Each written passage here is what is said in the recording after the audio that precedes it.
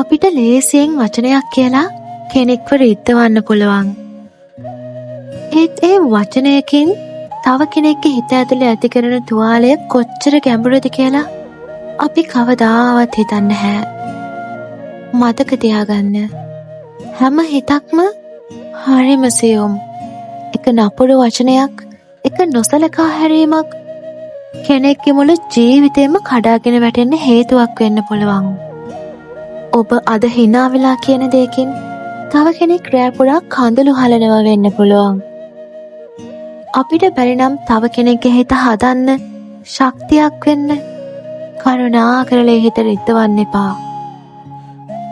ලෝකයට ඕන කරන්නේ තවත් වේදනාවක් නෙමෙයි. ලෝකයට ඕන කරන්නේ ආදරය සහ එකිනෙකාට දැනෙන මනුෂ්‍යකම, ගෞරවය විතරයි. අද ඔබ දෙන කරුණාවන්ත වචනයක් හෙට තව කෙනෙක්ට ජීවත් වෙන්න ලොකුම ශක්තියක් වේවි.